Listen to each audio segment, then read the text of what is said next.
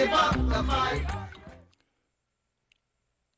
Good evening and welcome to the Get Up Stand Up Show with Minister Malik Shabazz sitting in his stead. This is the Black in the Day in the 313 segment, an Afrocentric and Afrocentric perspective of African and African American history and phenomena in Detroit. We have in studio guests with us Baba Malik Yakini, longtime community activist, black nationalist, food security activist, African-centered educator, a comrade and friend.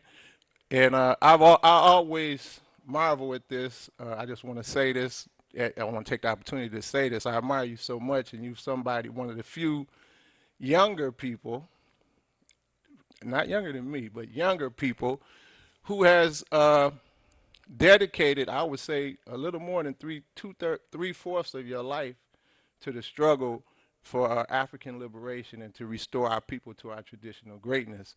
So it's an honor to have you in the studio. You're watching us live on TV 33 WHPR. We're streaming live. You can view us through the Android app, which is available at the Google Play Store, or through the Apple app, which is available at the App Store. We're also available on Google TV, Apple TV, and the Roku box, as well as Comcast Channel 91. And I'm going to shift the focus a little bit. Usually we start, well, let me back up. I would like to just take a brief second moment to pause for the ancestors that have gone before us to help make a way for us. So we like to just silently reflect upon those that paved the way for us. We acknowledge their sacrifices and seek to draw upon their energy as we continue in this work that we do. In the past weeks, we usually draw from Kim Coleman's book, This Day in African American Life. I think the book is called. So usually we would go through various events that occurred over the week, which reflect on particular African American figures or events that have happened historically. But I wanted to dispense with that for today because I wanted to focus on the life of Minister, or let me back up and get all the names correct, and I guess I'll go backwards maybe, the Honorable Baba Omowale El Haj Malik El Shabazz, Minister Malcolm X, who this coming Thursday, May the 19th, would be his 91st birthday. And I think it's very important that we continue to celebrate and honor him as one of our esteemed leaders. And just a little brief bio information. Malcolm X was born Malcolm Little and was also known as El Haj Malik El Shabazz and as Omowale. And of course, in a previous lifetime, he was Detroit Red and Malcolm Little as well. And we have another guest coming into the studio that's going to talk a little bit about Malcolm X in terms of the influence that Malcolm X had on him, and he's one of our comrades in the struggle as well, and to give a perspective on the significance of Malcolm X and his life in Detroit. Before we go forward, and I'd like to mention again, you're viewing Get Up, Stand Up with Minister Malik Shabazz. This is the Black in the Day in the 313 segment. I just would like to begin our discussion with Malcolm X by sharing the eulogy that I.C. Davis read at the funeral on February the 27th in 1965, and it states, "Here at this final hour in this quiet place, Harlem has come to bid farewell to one of its brightest hopes, extinguished now and gone from us forever. For Harlem is where he worked and where he struggled and fought, his home of homes, where his heart was and where his people are, and it is therefore most fitting that we meet once again in Harlem to share these last moments with him. For Harlem has ever been gracious for those who have loved her, have fought for her, have defended her, honor even to the death. It is not the memory of the man that this beleaguered, unfortunate, but nonetheless proud community has found a braver, more gallant young champion than this Afro-American who lies before us, unconquered still. I say the word again as he would want me to, Afro-American Malcolm, who was a master, was most meticulous in his words. Nobody knew better than he, the power words have over the mind of men. Malcolm had stopped being a Negro years ago. It had become too small, too puny, too weak a word for him. Malcolm was bigger than that. Malcolm had become an Afro-American, and he wanted so desperately that all of his people would become Afro-Americans too. There are those who will consider it their duty as friends of the Negro people to tell us to revile him, to flee even from the presence of his memory, to save ourselves by writing him out of the history of our turbulent times. Many will turn away from this man, for it is not a man but a demon. For he is not a man but a demon, a monster, a subverter, and an enemy of the black man, and we still smile. They will say that he is of hate, a fanatic, a racist who can only bring evil to the cause for which you struggle. And we will consider and say unto them, did you ever talk to Brother Malcolm? Did you ever touch or have him smile at you? Did you ever really listen to him? Did he ever do anything? Was he ever himself associated with violence or any other public disturbance? For if you did, you would know him, and if you knew him, you would know why we must honor him. Malcolm was our manhood, our living black manhood. This was his meaning to his people. And in honoring him, we honored the best in ourselves. Last year from Africa, he wrote these words to a friend. My journey, he says, is almost ended, and I have a much broader scope than when I started out, which I believe will add new life and dimensions to our struggle for freedom and honor and dignity in the States. I am writing these things so that you will know for a fact the tremendous sympathy and support we have among the African states for our human rights struggle. The main thing is that we keep a united front wherein our most valuable time and energy will not be wasted fighting each other. However much we have differed with him or with each other about him and his value as a man, let his going from us serve only to bring us together now. Consigning these mortal remains to earth, the common mother of all, secure in the knowledge that what we place in the ground is no more now a man but a seed, which after the winter of discontent will come forth again to meet us, and we will know him then for what he was and is, a prince, our own black shining prince. We do not hesitate, who did not hesitate to die because he loved us so much. And this is from I.C. Davis. It's entitled Our Shining Black Prince. And it can be found in the various places on the internet, and it was published in John Henry Clark's book, Malcolm X, The Man and His Times, which was published by African World Press in 1990. So with that being said, I'd like to ask you, who I think is a personification of the same spirit that possessed our brother Malcolm X, and I don't say that lightly, but I'd just like to ask you to maybe share with us how Malcolm influenced you as a younger man, a person that's been a black nationalist and been activist in the same struggle for several decades. All right. Well, first, it's a pleasure to be here. So the first time I can remember hearing about Malcolm X was actually when he was killed, and I remember hearing it on the radio in my house. I was maybe 9 years old at the time. But then 4 years later, in 1969, I was attending what then was called junior high school, and I had some teachers at Post, Ronald McCombs and Melvin Peters, who often combined their classes together. They were both childhood friends from West Virginia, had come to Detroit a year or so earlier to teach, and they were both young, maybe 27 or so at the time, and were very radical themselves.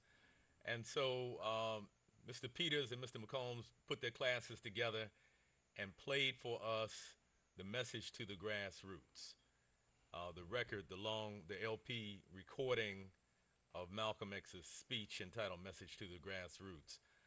And that changed my life forever, really. That set me on the path that I've been on since this time, because it started me thinking critically about my role as a black man in American society and about my role as a black man in the world. So there's several lessons I would say I learned from Malcolm X, even though, we talk about him as if we knew him personally. We talk about Brother Malcolm.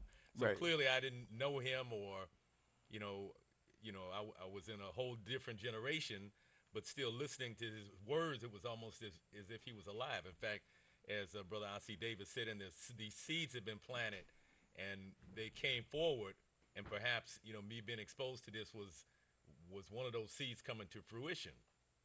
But some of the lessons that I would say I learned from Malcolm X, well, even before the lesson, let me say that the thing that I think attracted me as a 13-year-old and the other young men in the class that I was in was this sense of strong manhood.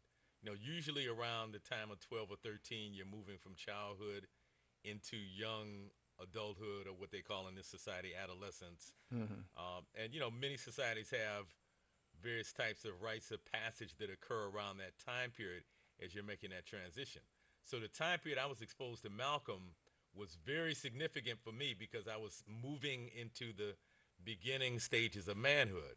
And what really attracted me and many of my peers was this sense of strong manhood, the sense of him being our shining black prince and an example of what a black man should be. Hmm. And so I think that was the initial attraction, the strength, the unwillingness to compromise, the willingness to speak truth to power, regardless of the consequences, was the initial attraction to Malcolm X.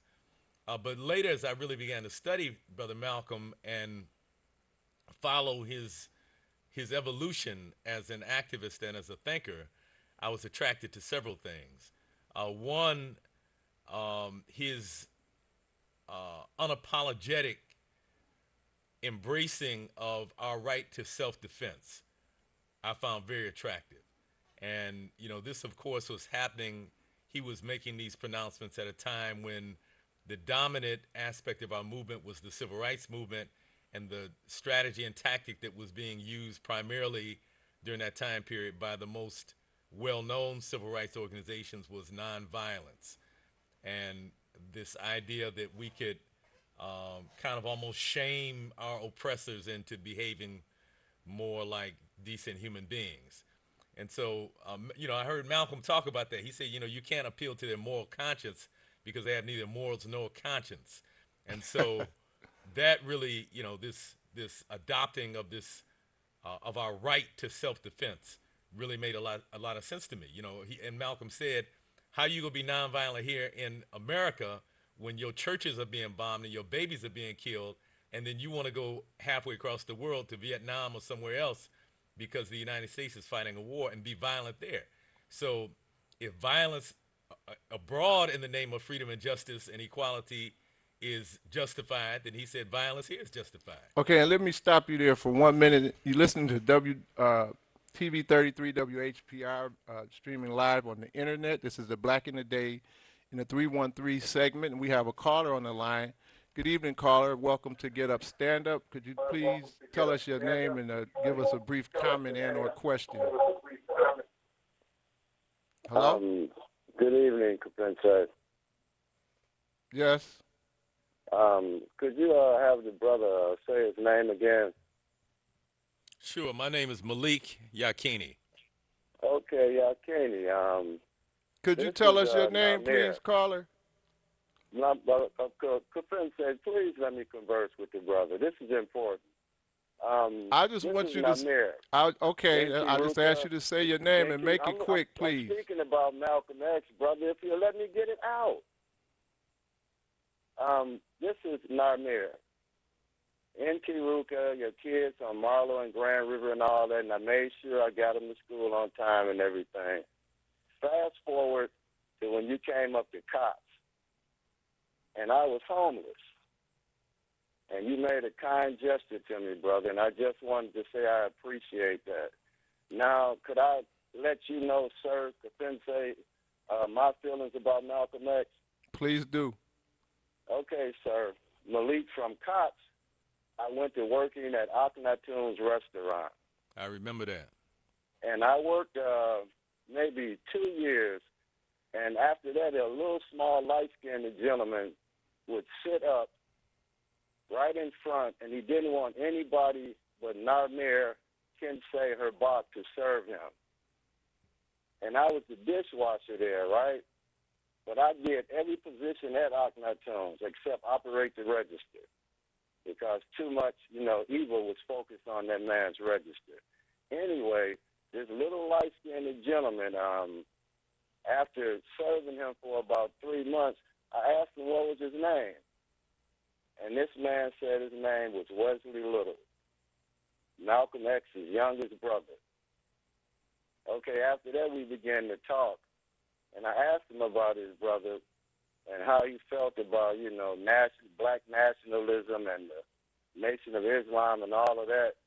And Wesley Little told me personally the last 2 weeks of Malcolm X's life, the last thing on his mind was the Nation of Islam or black nationalism. He was concerned about his mother not being put back into a mental institution. He was concerned about what would happen to his siblings after he passed. He knew he was gone. You know what I'm saying? All right, brother. Malik. All right, brother. Now, man, it's good to hear from you. Same here, brother. All right, thank you. Take care. Peace. Thank you for calling and continue to listen, please. Okay, so if you want to go back into it, well, let me just say I want to back up. You mentioned, I think it was about, message to the grassroots. Yes.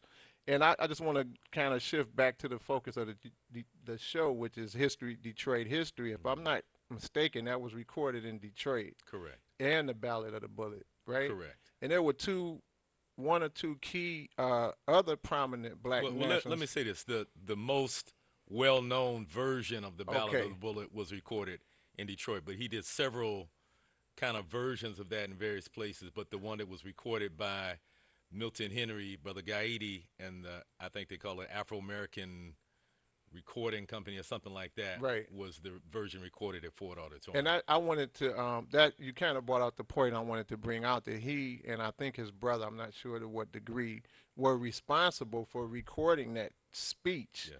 And there were a series of other events that I think kind of led up to that, because leading up to that, the Henry brothers, Jeramogi Abebe Ajiman, who people know more appropriately or more affectionately knew as Reverend Albert B. Clegg, had a coalition along with C.L. Franklin, and they were trying to establish the northern version of the Southern Christian Leadership Council.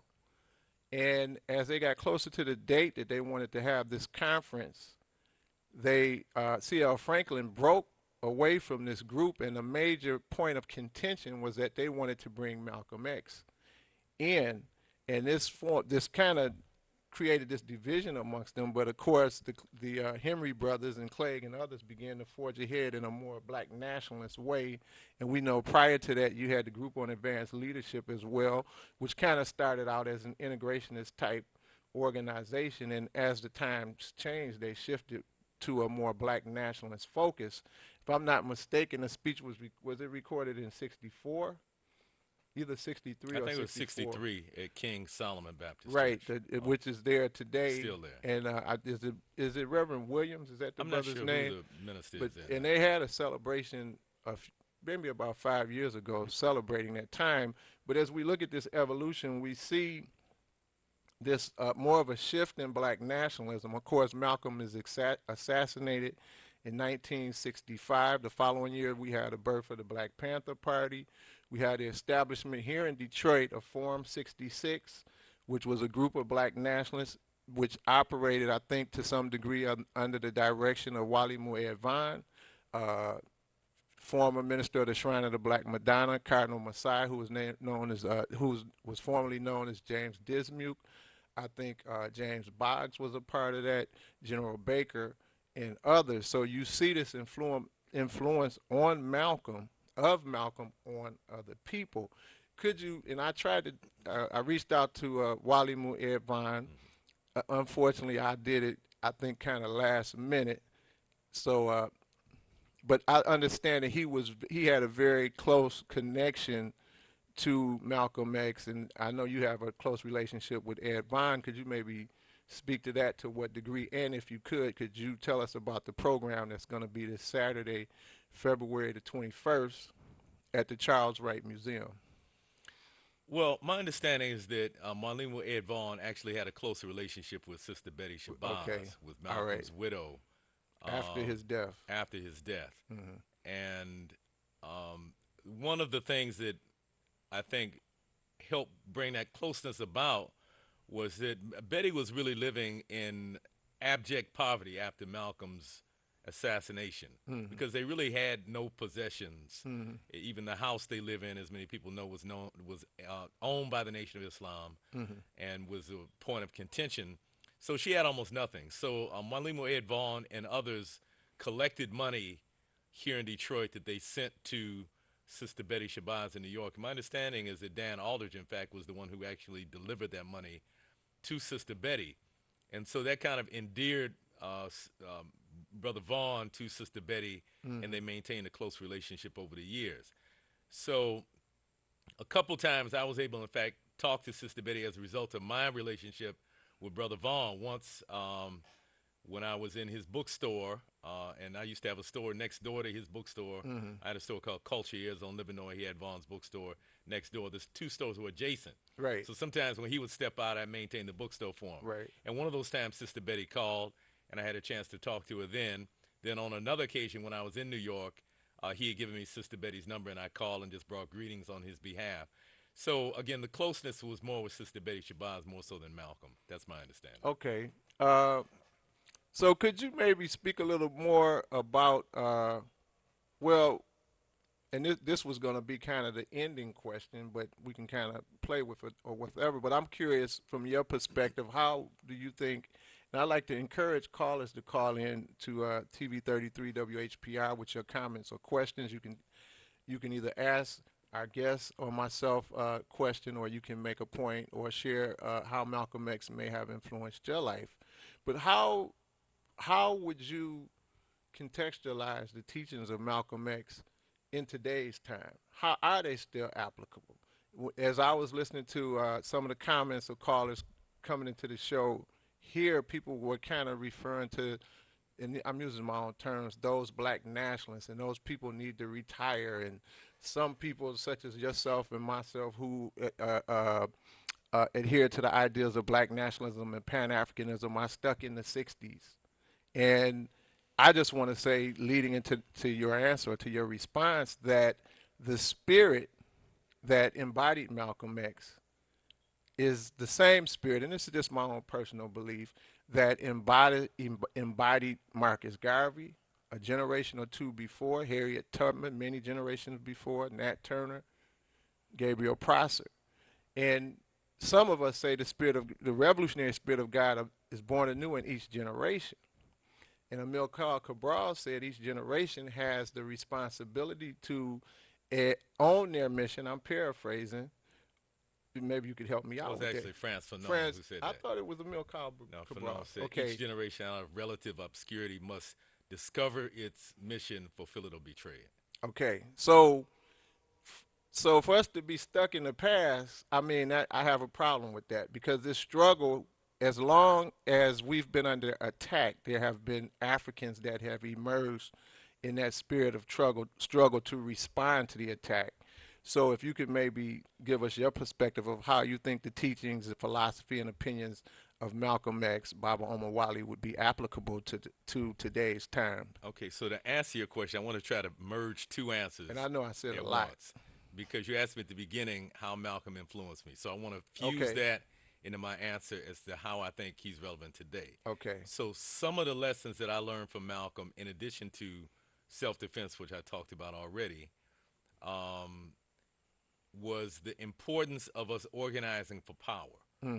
And his, well, first of all, there's not one Malcolm X. I mean, there's one person we call Malcolm X, but he evolved very rapidly over a relatively short period of time. And if I could interject, I think that's another one of the beautiful things about Malcolm X. He evolved from Malcolm Little to Detroit Red to Malcolm X to El Haj Malik to Omar Wali, and we see simultaneously an evolution in terms of ideological and spiritual perspective. So he was a clear example of transformation and how it is how important it is for us as human beings to continuously grow and change.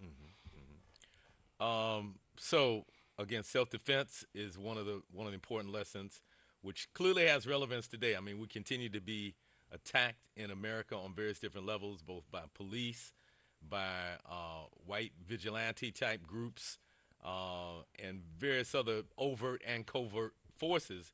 And so, by him asserting that we have the right as human beings to defend ourselves is still relevant today. Okay. Another lesson that he really stressed is he told us we have to internationalize our struggle. That in fact, he rejected the term civil rights, and it really kind of disturbs me now as I see books that are recasting him as what they call a civil rights leader.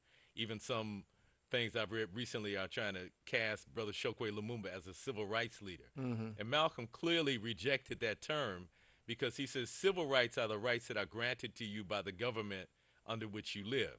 He said what we should be struggling for is human rights, which are the rights that we have as human beings, which have some international standing, in the United Nations, the International Charter by the United Nations, and what have you. And so he was causing us to think on this more global level and not to only think about struggle within the context of the United States. That continues to be something that we can learn from, and I think we need to incorporate more of that into the kind of upsurge of activism that we see over the last few years, primarily by young people. While I applaud the actions in the streets against police murders and police brutality and other types of injustice in the society, we still have to link this with this larger Pan-African struggle and have this awareness that essentially black people throughout the world are faced with the same problems, and that the solving of that problem is dependent upon us creating global unity and global coordinated action. So that was another lesson that I think was very powerful from Malcolm.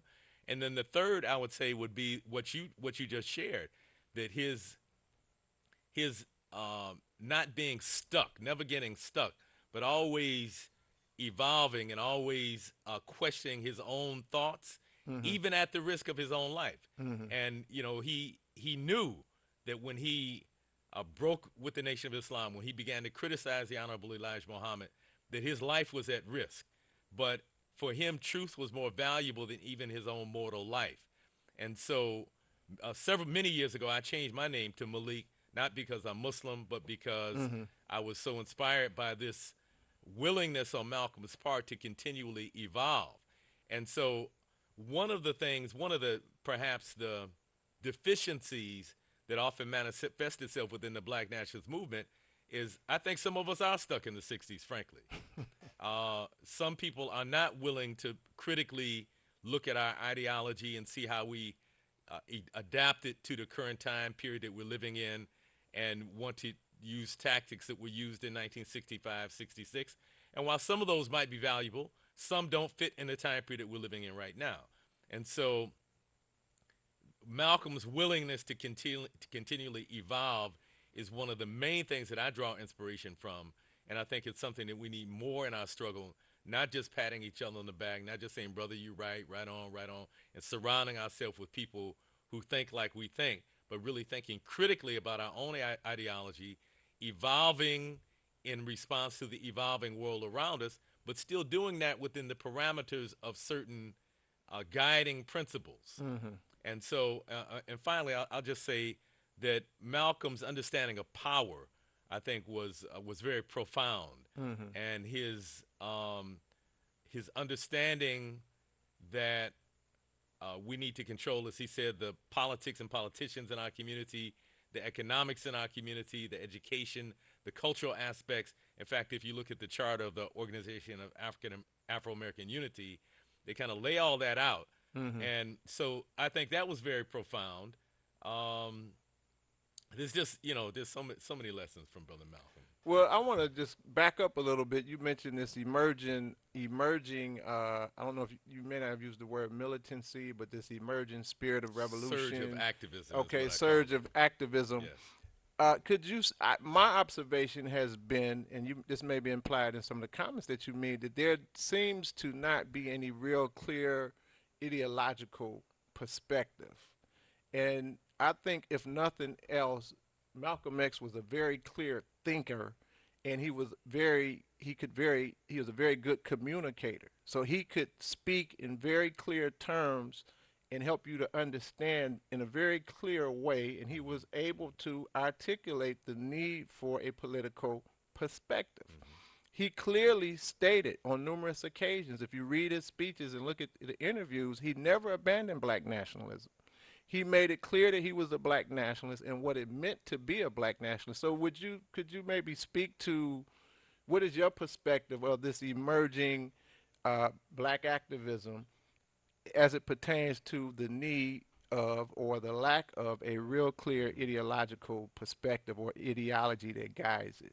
Well, I'm also concerned about the same thing. That while I applaud the surge in activism I see among many young people throughout the country, I do see oftentimes a lack of connecting that to clear ideology, as you said, but also to the historical continuum that they're a part of. And perhaps that's just one of the fallacies of youth. Probably when I was 19, 20, myself and my peers, we thought we were the most revolutionary and the blackest ever, and perhaps the young people now think the same way.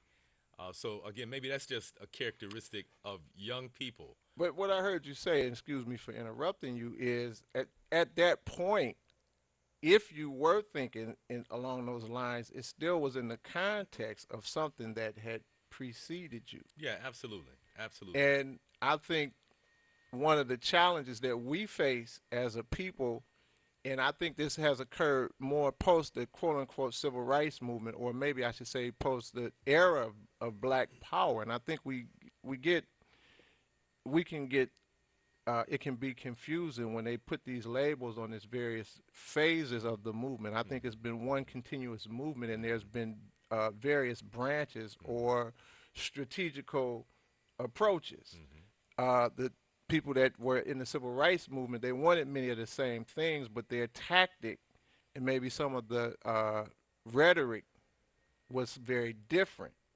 Some things were different, some things were not. I'm almost confusing my point. But we have this disconnect after the Black Power era of the continuum. The people that were in the civil rights movement clearly inherited what I believe was a sense of struggle from generations that preceded them. The Black Power movement, or the era of Black Power, clearly grew out of it, emerged out of civil rights. And there's this idea of a disconnect from that point forward of people that understood the need to continue to struggle. So do you have any thoughts about that in terms of us not having the ability to continue the work in some form of those, you mentioned parameters or guiding principles? Do you follow what I'm saying? Well, I mean, there hasn't been a total break in the continuity. Let me say that. Okay. Excuse me. There are many young activists who are studying the works of Marcus Garvey and the works of Malcolm X and the works of other thinkers and activists. It's not as robust as I would like to see, and I don't see as much ideological clarity as I would like to see, but there hasn't been a complete break. But there's another factor that I think we can't ignore, and that is the role of the U.S. government and COINTELPRO, the counterintelligence program, in consciously undermining and trying to destroy the black movement. So part of this break that I hear you speaking about, I think occurred particularly in the early 1970s, where many organizations had been neutralized, many leaders had either been imprisoned or killed, many people had been murdered, and there were all kinds of intimidation tactics that were used, as well as bringing in various types of organizations that had funding, all kinds of funding that were designed to put the former revolutionaries on the payroll and kind of bring them into the system. There were all kinds of tactics that were used to undermine our struggle. And so what I found is that after the mid to early 1970s, many of the people who got involved more on an intellectual level, because either they had read a book, they had gone to a lecture. It wasn't that they were involved in actively trying to transform the society. So, I talked about the influence of Malcolm on me as a 13-year-old, and hearing message to the grassroots. Mm-hmm. But that happened in conjunction with, at the same school I was going to, students walking out, protesting conditions in the school, protesting conditions in the larger society. So it wasn't just an intellectual exercise. The intellectual part of it helped to fuel the action. And so what I've seen is a disconnect in action, and many people got into a theoretical type of black nationalism, and many of the folks on the Afrocentric lecture circuit that we see now began to rise and have more prominence. Mm-hmm. And people, we would see, hundreds of people come out to lectures, and black nationalists or people calling themselves black nationalists dressed with their kente strips and African clothing, but very few of them were involved in concrete actions, either to build institutions in our community or to protest injustices in the larger society. And so for me, much of it became just an intellectual exercise as a way of coping with our oppression rather than really addressing the oppression. So would it be safe to say, just backing up a little bit, where you kind of made a distinction between practice in terms of when you were where you were as a youth